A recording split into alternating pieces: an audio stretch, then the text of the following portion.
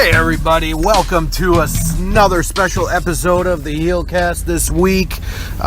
This time we are going to be talking about the Twitch show, Ohio versus Everything. Just to give you a quick update, we skipped over Gold Rush because the show, I guess, had so many problems that they didn't even bother to upload it or keep it on Twitch. So I haven't even seen it on the GWN either. So we will not be reviewing that show. So we're just going to skip right over to Ohio versus Everything. So anyways, Ohio versus Everything, that was at that arena. I think it was like Rockstar Pro. It was somewhere in Ohio, obviously. We've seen it on Impact before. They've used it to beat up Brian Cage at one point. But anyways, let's get into it. The first match was Zachary Winch versus Jeremiah. I thought this was pretty good. Nice little opener for the X Division. Zachary Winch got the victory. The second match I thought was awesome, and I think they should really bring the Killer Death Machines in, which is Havoc and Nevaeh, whatever. I think it's Nevaeh, but yeah, this match was pretty good. They defeated Samantha Heights and Allie. So it was pretty cool to see Allie. She was obviously doing the Dark Alley stuff, but I think Nevaeh and Jessica Havoc could be something fierce if Impact decided to sign them. It would be pretty cool because especially if they had the Knockouts tag team titles back, I think that would even be better. But this was a good match, and I like to see that team a little more often in Impact. Third match of the night was another guy I'm really high on. It was Madman Falton versus Moose. I'm a big fan of Madman Falton. I think he's TV ready. I think you could bring him in right away, and I think he would be a solid contributor. You don't even have to put him with OVE. You could put him somewhere else, and he could just kind of be his own thing. But I think he's a really good wrestler, and I think that Impact should give him a look. He's about 6'5", 250, 260. He's a big guy, so Impact should definitely think about bringing him in. But ultimately, it was Moose getting the victory in the third match of the night. Fourth match, it was John Murray defeating Stone Rockwell. This was a comedy match, and it made Jim Cornette lose his mind.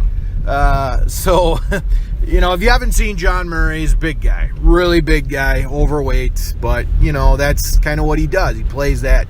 That's his gimmick, and he's a comedy wrestler. And Stone Rockwell, well, we all know what Stone Rockwell does, and we just interviewed him, obviously, and it was a great interview. I had a lot of fun doing that. But, you know, Stone Rockwell almost played the heel here, and it was kind of, you weren't used to it because usually Stone Rockwell's the face.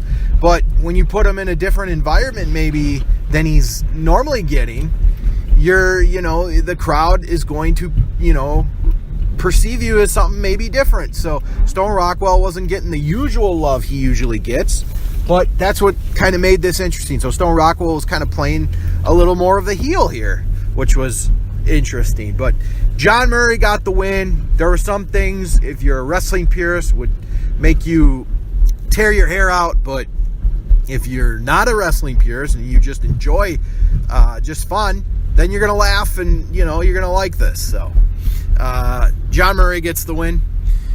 Fifth match of the night, we had LAX defeated the Besties in the World and the Dirty. All the other two teams that we don't know of were really good. LAX, they put their titles up against two teams we don't really see much, but they had pretty good gimmicks. I'm not gonna lie, they were solid wrestlers, solid workers. It was a good three-way tag match. LAX obviously retained, but it was good. It was good. All right, so then the next one, we had a Mosh Pit Scramble, they called it. Kind of ties in with the promotion. It was Trey Miguel versus Kevin Bennett versus Clayton Gaines versus Matt Sydal versus Ace Austin versus Ron Mathis. We've seen Clayton Gaines. We've seen not Kevin Burnett. We've seen Ace Austin quite a few times. Very impressive. But ultimately, Trey Miguel won the match. a really cool X Division Scramble match. I enjoyed it.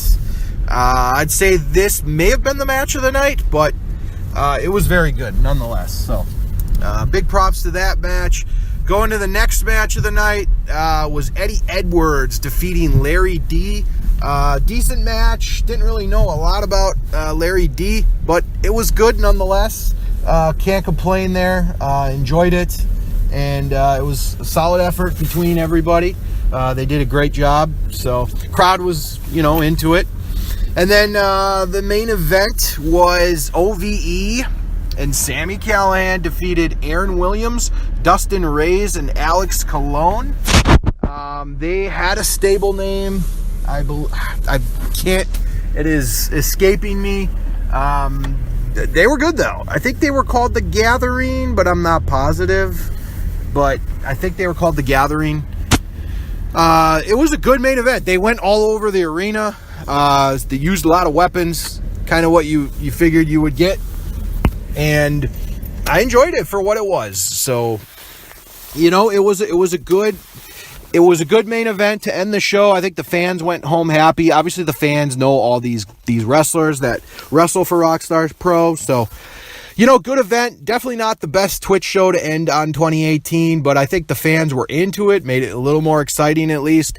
I would give it, a good 7 out of 10. I don't think it was anything terrible, but it's nothing that's going to, it's nothing like Lucha versus Impact. So, all right. Hope you enjoyed this very quick review of Ohio versus everything. My next review is going to be the one night only event from December, which was called Back to Cali. And then we should start rocking and rolling with the January stuff after that. So hope you enjoyed it. Later.